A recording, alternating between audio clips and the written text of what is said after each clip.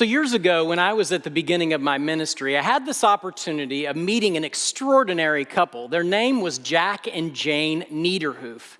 And I searched far and wide for a picture. I wish I could share a picture with you because they were just this wonderful couple. I'll never forget going and sitting down on their couch and just looking around their kind of modest house. And we shared a little bit of small talk before I got to the question that I really wanted to ask. I finally said, "So how long have the two of you been married?" Well, Jack kind of just glanced over at Jane and he said, "We're coming up on our 80th wedding anniversary." They had met in high school and gotten married even before Jane even graduated. And he was 98 and she was 97. And I just sat there in awe. They had to just kind of give me a moment because I thought that was the most wonderful thing. And they were living on their own, happy in their own house. They had been living together in marriage for 80 years. How many people are married for 80 years these days? I had to ask them, of course, the next question: what is your secret? And Jane took this one. She said, "The first thing is that you have to choose to see the good in each other every day. Choose to see the good." And the second little bit of advice is to find a way to be content, to look around and find contentment with what you have and with each other as well. I think that is some of the most amazing advice. And I know there are many of us in this sanctuary that have enjoyed long marriages, happy marriages, and I bet you too would nod your head and say, "Yep, that's a big part of it right there." Well, this morning, we conclude a sermon series entitled Guardrails. It's a study of the 10 Commandments given by God to Moses and then ultimately to the Hebrew people. This whole scene is recorded in Exodus chapter 20. And specifically, as we've entered into kind of this exploration of the 10 Commandments, we've tried to see how did Jesus see these commandments? And we've learned that Jesus didn't see them as rules to kind of lord over us. And that wasn't even the intent back in the day when they were given to the Hebrew people.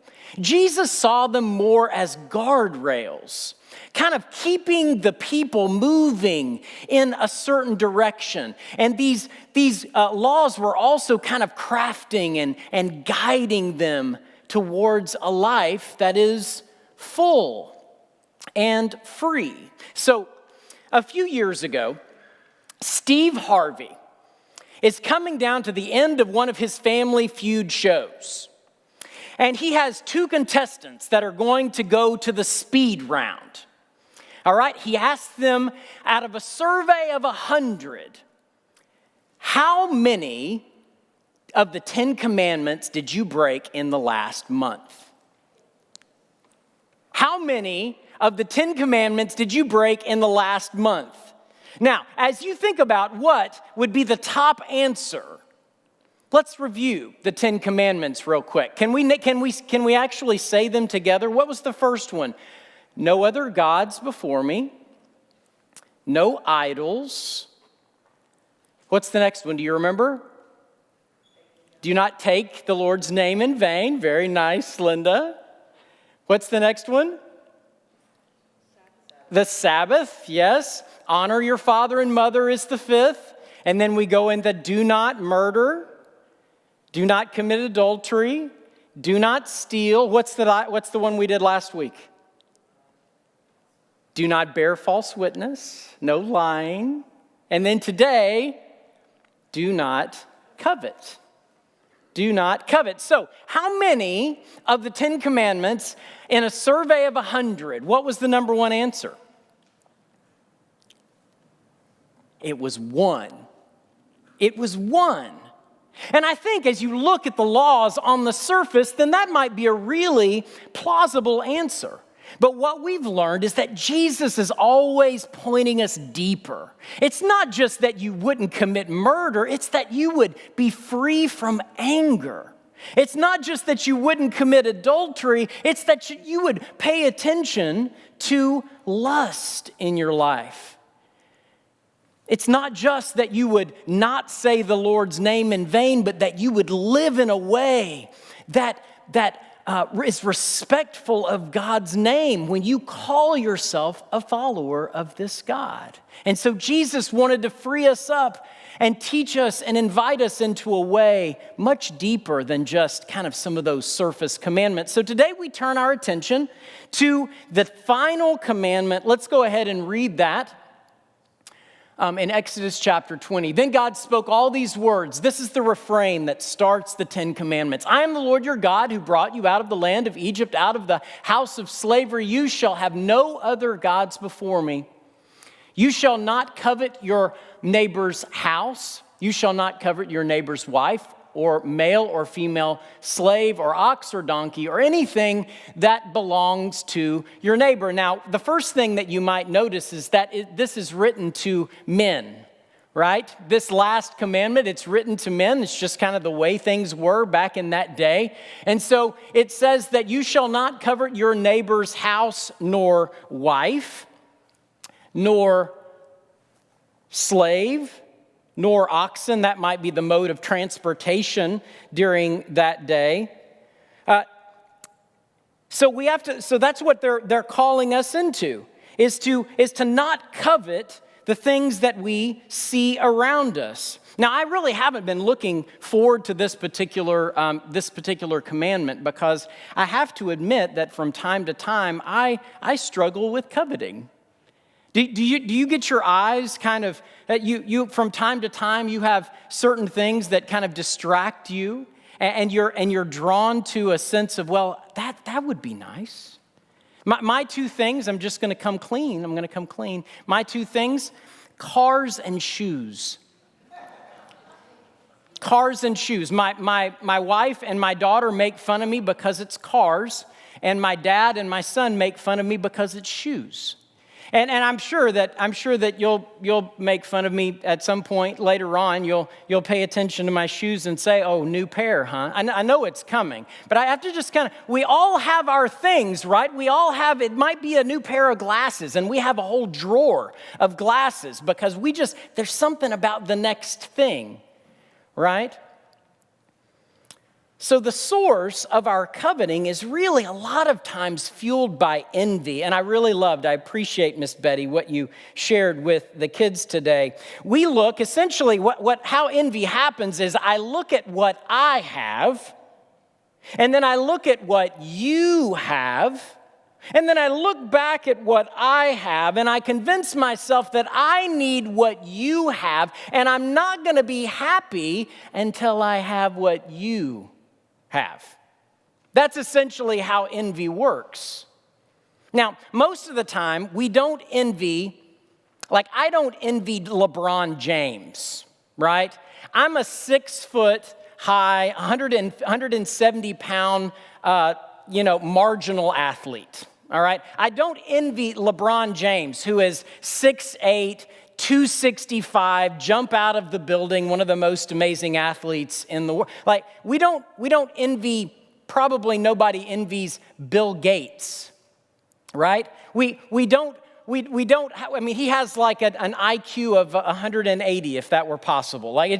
We don't envy just anyone. Most of the time we envy our neighbor, right? We envy our colleague. We envy our family member. We envy a friend of ours. It's somebody close to us. Isn't that the way that it kind of, you don't cover your neighbor's house. It's not like we covet LeBron James's house. We kind of look around, and most of the time we covet someone that's very close to us.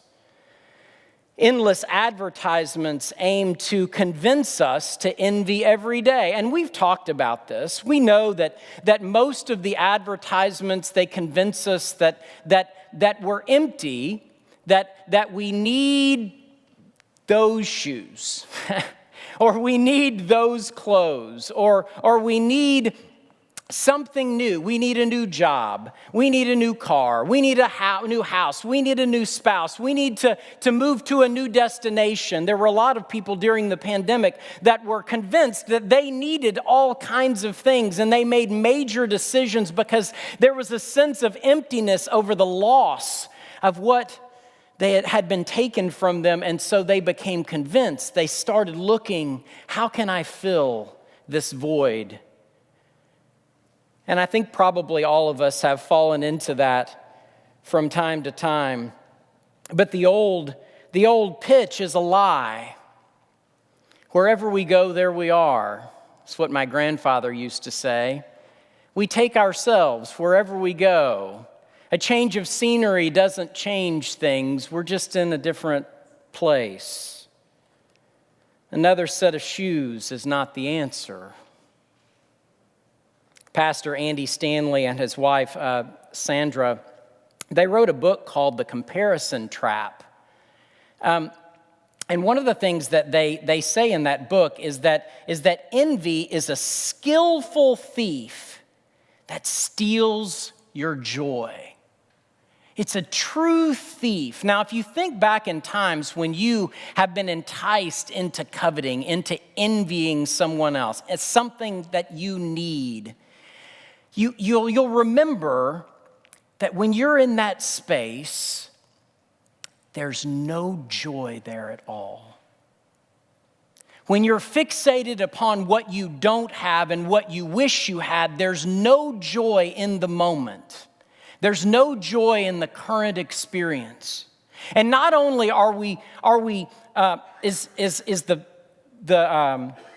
our joy stolen in that moment, but author Scott Sauls talks about when envy is at its worst or at its greatest, we are even disturbed when someone else is succeeding. So not only is our joy taken from us when we are envious, but when something good happens for someone else, we can't even celebrate that. There's no joy even for our neighbor. Plato and Socrates give us an interesting metaphor to think about. They both talked about our souls as leaky jars. Now, that's the best image that I could find. Our souls, our inner being, as leaky jars. We work so hard to fill what seems empty. There's a void that's inside of us, and so we look around. We're endlessly motivated for what is it that's going to fill that void, going to fill that sense, that feeling of emptiness. And so we do anything that we can to fill it, except the emptiness lingers. This commandment that we're looking at today uses a word. The word for covet is kamad, which means to strongly desire, to be willing to do anything to fill your bucket. You know, the scriptures begin in chapter 2 of Genesis with a story. When God is walking through the garden with Adam and Eve, and God directs the attention of Adam and Eve to all of the lush greenery and all of the wonderful fruit that God invites them to enjoy. This is all for you. This is all for your enjoyment. This is all for you to fill yourself with. Except for that one tree. Look at all of this, God says, but don't that one tree. Don't eat from that one tree. And what happened? As soon as we're told that we can't have something, what happens? Immediately, that's the one thing that we think we want more than anything else. Adam and Eve become convinced that the solution to their emptiness, to this void inside of them, it can't be filled with all of these things. It has to be that tree. It has to be that thing. And they were deceived. And so they became consumed with needing that tree, that fruit. And so they ate from that tree. It's that leaky bucket again, that leaky jar. The endless desire to fill that we can't quite quench. Most often our culture seeks to fill our leaky jar with something. It seems to be the answer that's promoted more than anything else, and that's wealth. Wealth ultimately is going to be the answer for that void, for that emptiness. Your jar will ultimately be filled if you have enough. Jesus addresses this very, very clearly, and he's talking to his disciples. He says, "Take care, be on your guard against all kinds of greed, for one's life does not consist in the abundance of possessions." Take care, he said. Make sure that you mark this down. Again and again, life will try to convince you that if you have enough, if you have more stuff, if you have more wealth in the abundance of your possessions, then you're going to find contentment. But he says, no, that's not where life is found. He goes on to tell a story, and he calls this rich man a fool. This rich man has everything, and then he has another harvest that brings in even more. And so he's talking about extravagant wealth. And so this rich man decides, he looks over all of this bounty that he has, and then he has even more. And what does he decide to do? Since his barns are full, he decides to do what? Well, I should build bigger barns. Then I'll have even more stuff. Oftentimes we fall into that, and I think Amber and I have even fallen into that at different times. We think, well, what do you do? Well, you move to a nicer house. You move to a newer neighborhood. You move to it's a ladder that we're climbing. And Jesus concludes this parable. He says, in this very night, your life will be required of you. What good is all of this stuff?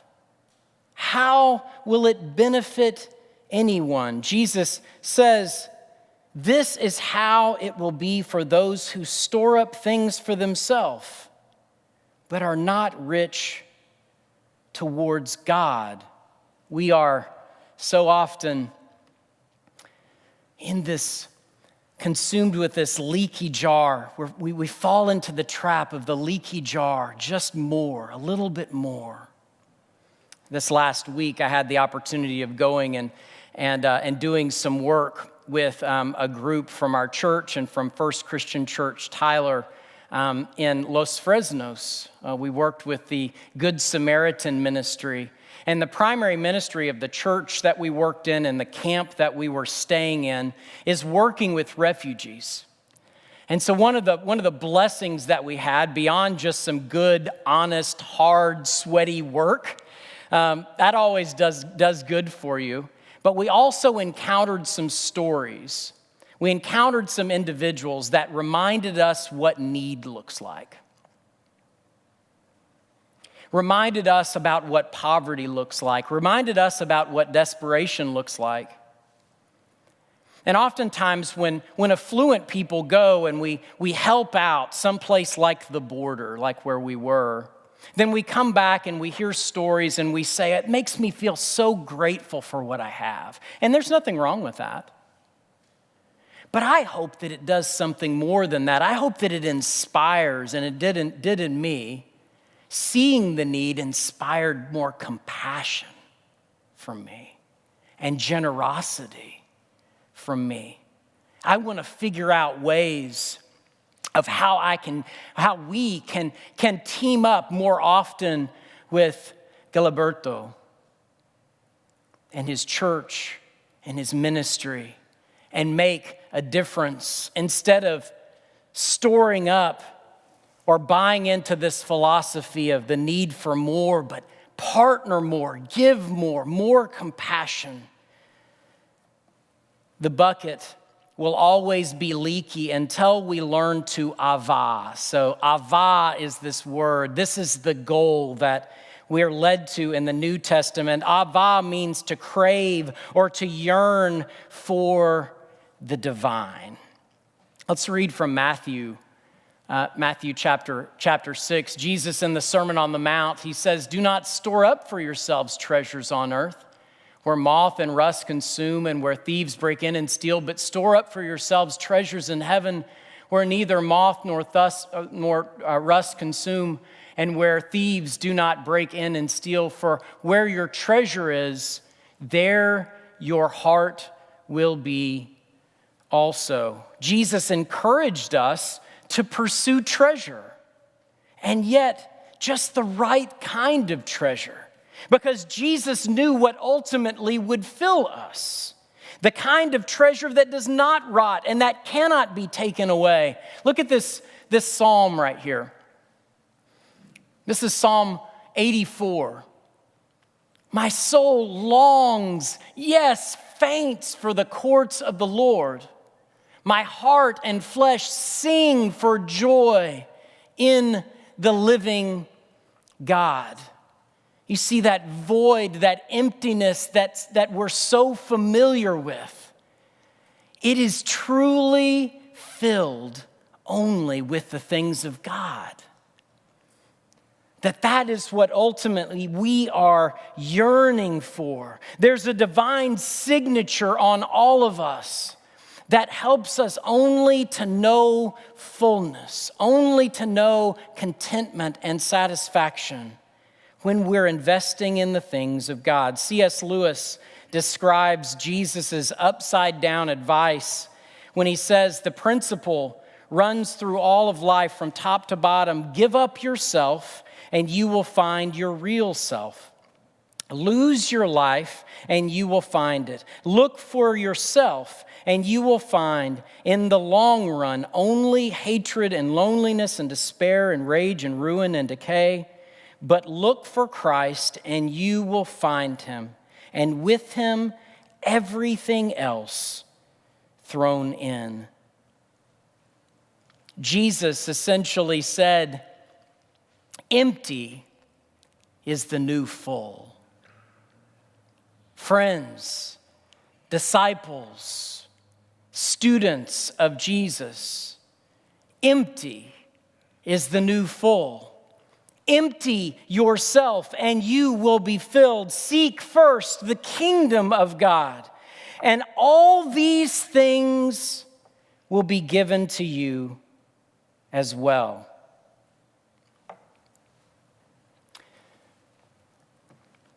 In the end, what we take away from the Ten Commandments is really embodied by the first and last commandment.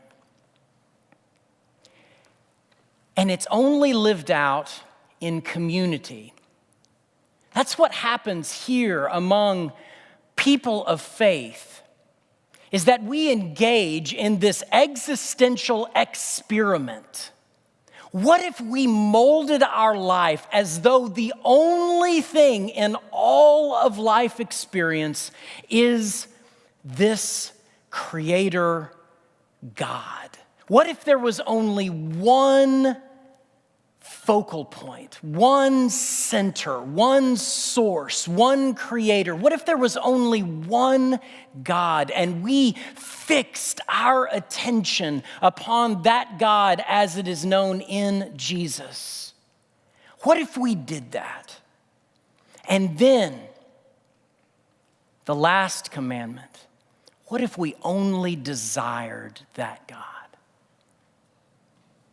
What would our lives look like if we leaned in a little bit more and more every day into one God, one desire.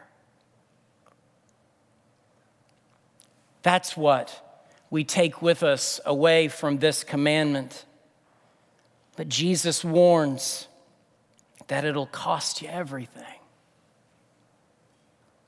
But real full life will be the reward.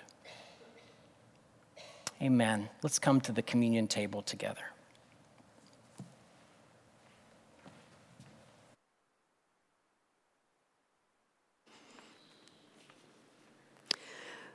Will you join me in saying aloud our one confession of faith? We confess that Jesus is the Christ, the Son of the living God, and proclaim him Lord and Savior of the world. We come to this table this morning with leaky buckets. Don't you relate to that picture? It feels like by the time we get here on a Sunday, we've got the Band-Aids on, trying to cover up those holes where our souls are leaking. And we come because we are hungry for something more. So when we come feeling this emptiness, it helps us to remember that Jesus provides this table for us to meet those deepest needs. And the scriptures tell us that he emptied himself. He emptied himself in order to provide for us the nourishment that we need for our daily lives. And so as we partake of this meal together today, I invite you to, as you take it, to think about how we can increase our yearning, our hunger for the true food and drink that will provide the nourishment we need for our lives. On the night before Jesus went to be with the Father, he took the bread, he blessed it, and then he broke it. And he said, "This is my body. It is broken for you. Take and eat of it, and when you do, remember me." Likewise, he took the cup, he blessed it. He said, "This is the new promise, the new covenant, the new community that we will build together. Every time you drink, remember me." As you partake, continue your meditation on this nourishment as Grace blesses us with some additional music.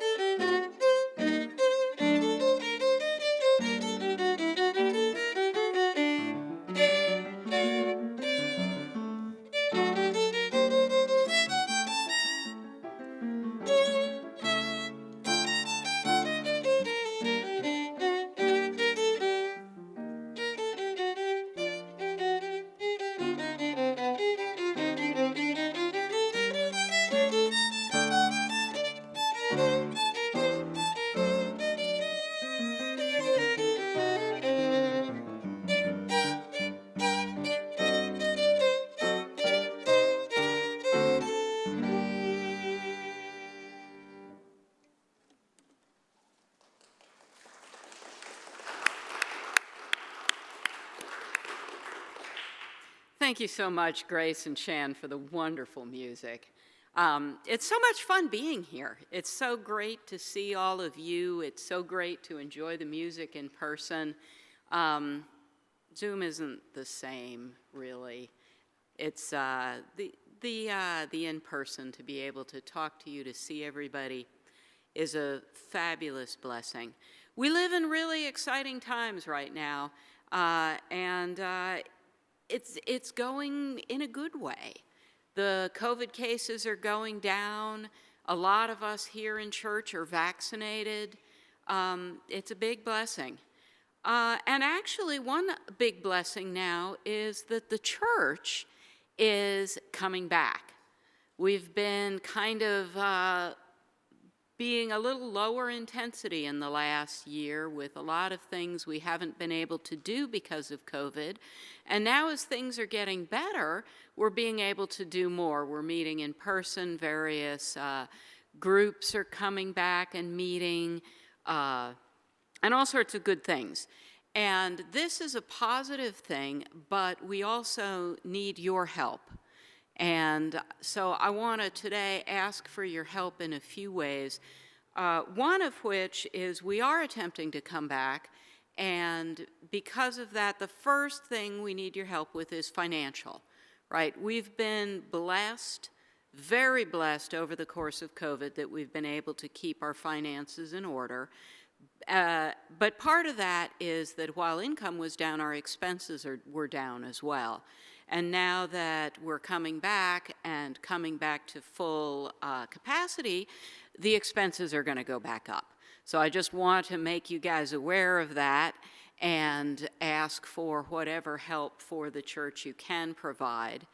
The second thing I'd like to talk about is we have a number of groups that are active in the church, and I specifically would like to call out the AV group.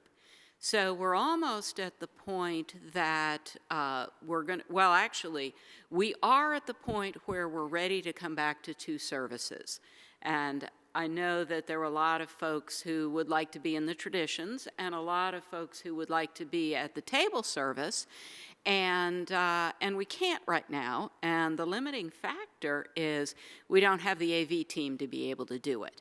We need a few more folks, so I'm really putting out a call for anybody who would be willing to help out and join the AV team.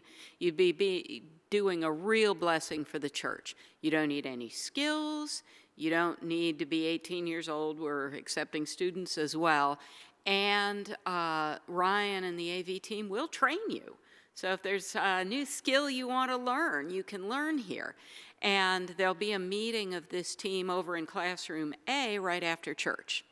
So if you can do that, absolutely, it would be wonderful, and it would help us satisfy the need so we can get back to 2 services, which I hope we can do very soon. So that's what's going on in the church right now, and that's where we need you.